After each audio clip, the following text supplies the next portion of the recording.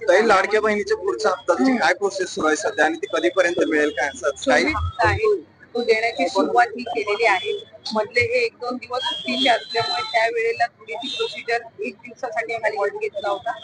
आजपासून पुन्हा एकदा साधारणपणे पुढच्या 3-4 दिवसाच्या कालावधीमध्ये ज्या काही लाभार्थी आहेत लाडक्या बहीण योजनेचे त्यांच्या खात्यामध्ये थेट जो लाभ आहे पोहोचवण्यात येईल. लाडक्या बहिणींसाठी अतिशय आनंदाची बातमी, आजपासून पुन्हा वाटप सुरू झालेला आहे. मेचा हप्ता 11वा हप्ता वाटप सुरू झालेला आहे. 1,500 रुपयांचा हा हप्ता असणार आहे. सोबतच एक मोठी घोषणा केलेली आहे मुख्यमंत्र्यांनी, ती सुद्धा आपण बघणार आहोत. कारण 1 कोटी लाडक्या बहिणींना आज पैसे मिळणार आहेत. सोबतच 40 ते 50 हजार रुपयांचं अनुदान सुद्धा आजपासून वाटप होणार. स्वतः इथं घोषणा केलेल्या आहे आदित्य ठाकरे मॅडम. आणि आता बघा मुख्यमंत्र्यांनी सुद्धा घोषणा केलेली आहे. तुम्ही व्हिडिओ पूर्ण पाहिला संपूर्ण डिटेल माहिती मिळणार आहे. 5 ते 6 मिनिटाच्या व्हिडिओमध्ये संपूर्ण माहिती तुम्हाला मिळणार आहे. बघा मुख्यमंत्री स्वतः काय म्हणालेत त्याच्यावरती आपण डिटेलमध्ये माहिती पुढे घेणारच आहोत. बघा काय म्हणाले मुख्यमंत्री. आमच्या लाडक्या बहिणींना केवळ 1500 रुपये देऊन त्या ठिकाणी शांत बसायचं नाही, तर आमच्या लाडक्या बहिणींना आम्हाला लखपती निधी बनवायचा आहे. त्यांच्यापर्यंत सक्षमीकरण आम्हाला पोहोचवायचं आहे. त्या दृष्टीनं आपले हे सगळे प्रयत्न चाललेले आहेत.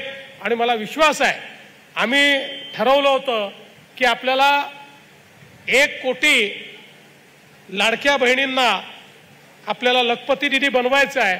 त्यातल्या 25 लाखाला आम्ही ऑलरेडी बनवलेला आहे. आता यावर्षी अजून 25 लाख बहिणींना आम्ही लखपती निधी बनवणार आहोत. आपण जर आता बघितलं की लाडक्या बहिणींसाठी अतिशय आनंदाची बातमी म्हणजे मुख्यमंत्र्यांनी असं सांगितलं की आम्ही फक्त 1,500 रुपये देऊन थांबणार नाही. मित्रांनो, याचा अर्थ असा आहे की लाडक्या बहिणींना 1 कोटी लाडक्या बहिणींना लखपती बनवण्याचं सरकारचं धोरण आहे. आणि त्यासाठी आजपासून सुरुवात देखील होणार आहे. कारण सरकारचं असं म्हणणं आहे की आम्ही ऑलरेडी 25 लाख लाडक्या बहिणींना लखपती केलेलं आहे.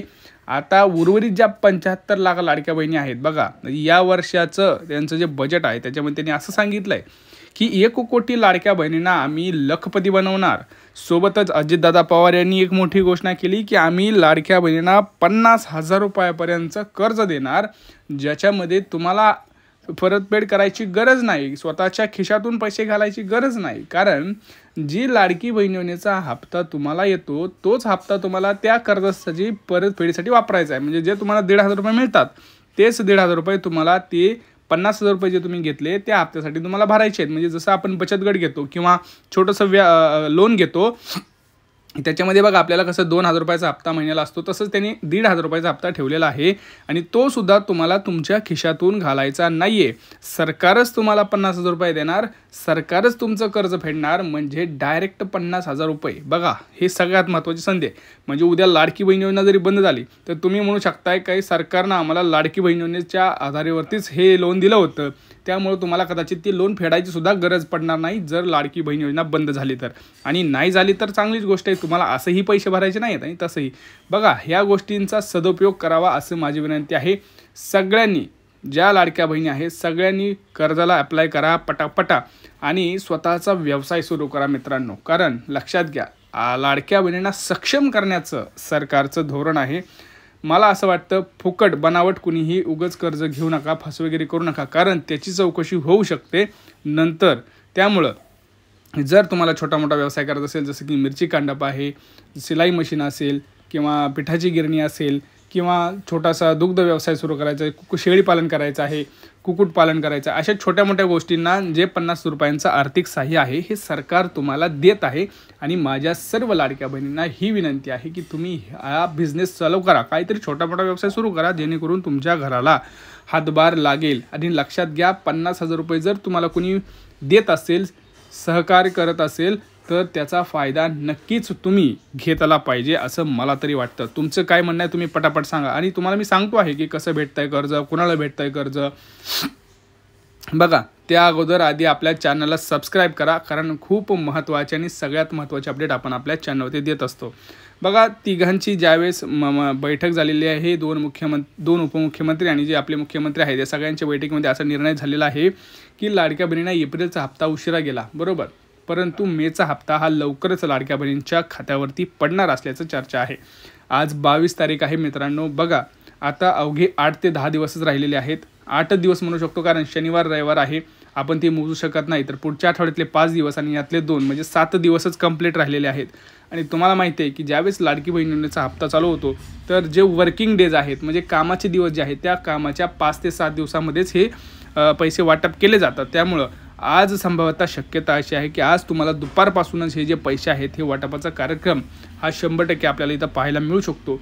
सगळ्यात महत्त्वाचे म्हणजे लक्षात घ्या, काही लाडक्या बहिणींना मागचे हप्ते आले नसतील, तर त्याबाबत सुद्धा तुम्ही इथं प्रश्न मांडा. कोणाकोणाला एप्रिलचा हप्ता आलेला नाही त्यांनी फटाफट सांगा. कारण बघा, तुम्ही जोपर्यंत बोलणार नाही तोपर्यंत सरकारपर्यंत तुमचं बोलणं, तुमचं म्हणणं हे जाणार नाही, हे लक्षात घ्या. पटापट सांगा कोणाकोणाला एप्रिलचा हप्ता आलेला आहे, कोणाकोणाला जे कर्ज आहे ते पाहिजे आहे. कारण स्वतः मुख्यमंत्र्यांनी सुद्धा सांगितलं आहे की आम्ही लाडक्या बहिणींना साक्षर बनवण्याचं काम करणार आहोत. 1 कोटी लाडक्या बहिणींना त्यांचं असं म्हणणं आहे की आम्ही लखपती बनवणार आहोत. लखपती कसं बनवणार आहोत, तर ते तुम्हाला त्याच्यातच आहे की जसं लोन देऊन तुम्ही स्वतःचा छोटा मोठा व्यवसाय सुरू करा आणि तुमचं जे उत्पन्न आहे ती तुम्ही स्वतः जनरेट करा, स्वतः तयार करा, कुणाच्याही भरोशावर बसायची गरज नाही, असं सरकारचं म्हणणं आहे. तर तुम्हाला ह्या योजनेबद्दल काय वाटतंय? आता बघा, सगळ्यात महत्त्वाचं म्हणजे की हे जे लोन आहे ते कुठं मिळणार. जसं अजितदादा पवार यांनी सांगितलेलं आहे की हे जे लोन आहे हे जिल्हा मध्यवर्ती बँकेमध्ये तुमच्या मिळणार आहे. यासाठी भरपूर जिल्हा मध्यवर्ती बँका तयार झालेल्या आहेत. तर तुम्हाला जर लोन पाहिजे असेल तर ते तुम्हाला जिल्हा मध्यवर्ती बँकेमध्ये भेटणार आहे, असं स्वतः अजितदादा पवार यांनी भाषणामध्ये, चव्हाणवाडीच्या भाषणामध्ये त्यांनी गेल्या 2 ते 4 दिवसामागे त्यांनी स्वतः बोललेले आहेत. आपण त्याच्यावरती व्हिडिओसुद्धा टाकला आहे काल, तो व्हिडिओसुद्धा तुम्ही बघू शकताय. आणि सगळ्यात महत्त्वाचं म्हणजे याच्यामध्ये आता जवळपास जर आपण बघितलं तर ज्या लाडक्या बहिणी मेच्या हप्त्यासाठी पात्र असतील अशाच लाडक्या बहिणींना सुद्धा हे 50,000 रुपये मिळणार आहेत. आता तुम्हाला जर पाहिजे असेल की चौकशी करायची असेल तर तुम्ही जिल्हा मध्यवर्ती जी बँक आहे तुमची तिथं जाऊन ही चौकशी करू शकता. सोबतच तुम्ही अंगणवाडीमध्ये जाऊन सुद्धा तुमचं यादीमध्ये नाव आहे का हे सुद्धा विचारू शकता. नसेल तर ग्रामपंचायतमध्ये सुद्धा यादी लागते. सगळ्यात सोपं अजून एक सांगतो, जर तुम्ही ऑनलाईन फॉर्म भरला असेल तर ऑनलाईन वेबसाईटवरती जाऊन बघा.